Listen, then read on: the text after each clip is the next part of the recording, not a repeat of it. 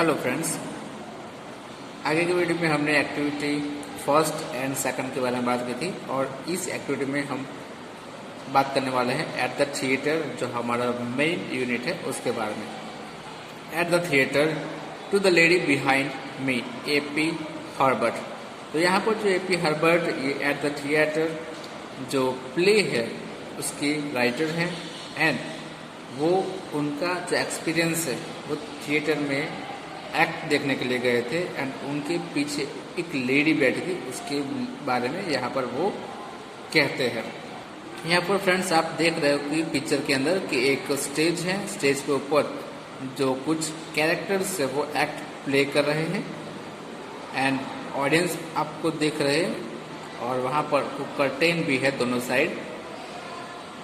चलो अब स्टार्ट करते हैं हमारा जो मेन ड्रामा है उसके बारे में। Dear madam, you have seen this play. I ever saw it till today. You know the details of the plot, but let me tell you, I do not. तो यहाँ पर फ्रेंड्स जो writer है AP.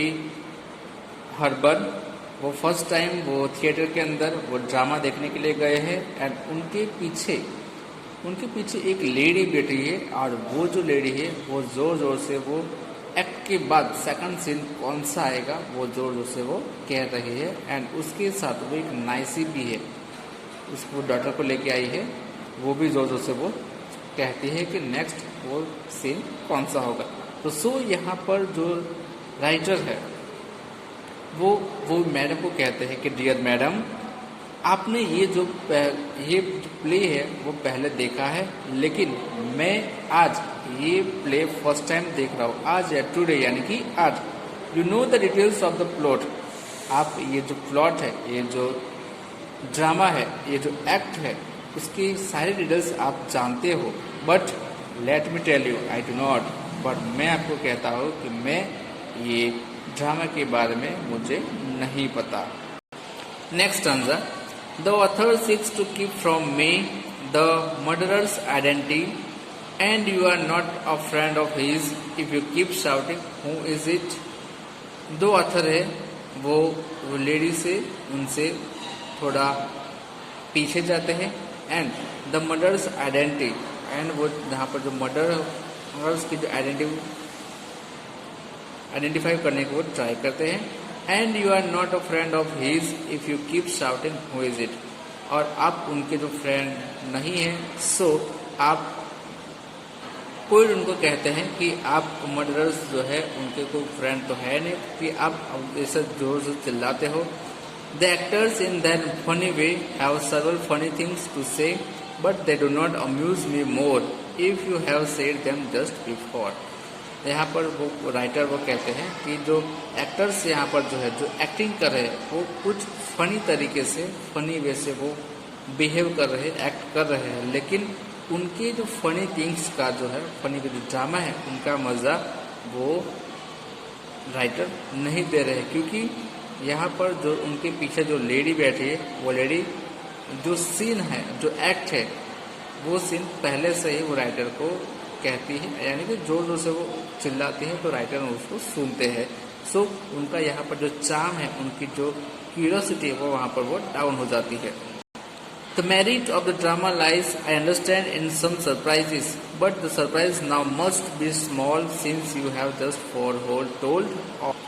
यहाँ पर writer कहते हैं कि जो ड्रामा है, ड्रामा के अंदर कई सारे जो मेरिट्स यानी कई सारे सस्पेंस भी आते हैं, कई सारे जो वैल्यूएबल जो वर्ड्स भी आते हैं वो समझ पाते हैं, but the surprise now must be small, लेकिन उनके लिए वो जो सरप्राइज वो बहुत छोटी सी, क्योंकि since you have just foretold all, क्योंकि उनके पीछे जो लेडी बैठी थी वो पहले से ही जो से वो चिल्लाती है और सब नेक्स्ट सीन कौन सा आएगा वो सबको बताती है।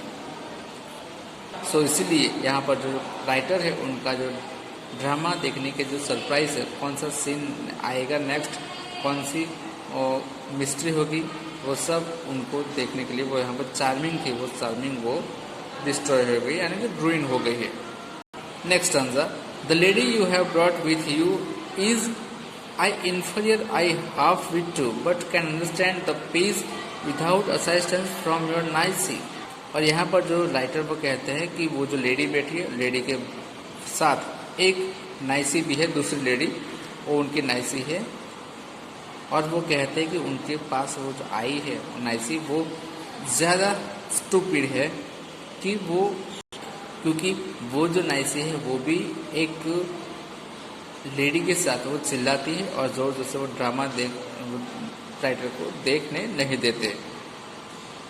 असाइस्ट का मतलब है हेल्प नहीं, यानी कि जो लेडी जोर जोर से वो चिल्लाती है वो भी उनके साथ, जो दूसरी जो नाइसी आई है वो भी उनके साथ वो चिल्लाने लगती है।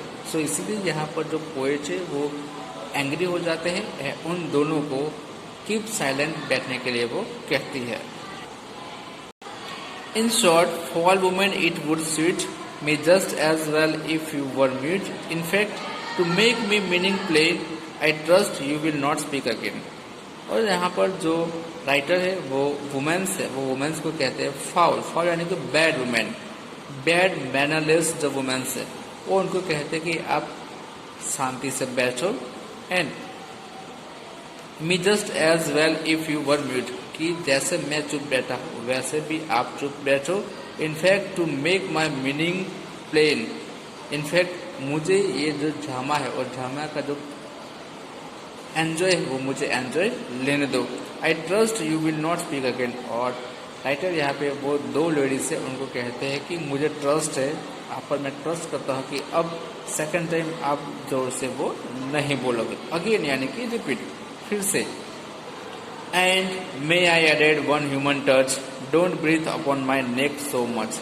एंड वो जो उनके राइटर के पीछे जो लेडी बैठी है वो उनकी एकदम नजरी कर रही है कि ताकि वो जो लेडी जो ब्रीथिंग कर रही है तो उनके नेक्स में वो इसको फील होता है। सो राइटर उनको कहते हैं कि आप ज़रा पीछे हट जाओ, डोंट मीट ह्यूमन टच, मुझे ज़रा सा भी वो टच मत करो। तो फ्रेंड्स यहाँ पर जो राइटर का कहने का मतलब है कि अगर आप किसी भी थिएटर में या तो कहीं भी स्टोरी सुन रहे हो, तो कहीं देखने गए हो और वो जो मूवी है या तो कोई स्टोरी है वो आपने फर्स्ट टाइम देखी हो और आप सेकंड टाइम देखने के लिए गए हो, तो वो आप सेकंड टाइम देखने के लिए गए हो तो आपको शांति से बैठना है। और आपके आसपास वो कई सारे ऐसे लोग होते हैं जो फर्स्ट टाइम ड्रामा देखने के लिए आए होते हैं। सो उनको वो सरप्राइज, वो सस्पेंस है, वो मिस्ट्री है, उसके बारे में उनको जानने दो और उनको भी एंजॉयमेंट करने दो। सो अगर आप भी कई नेक्स्ट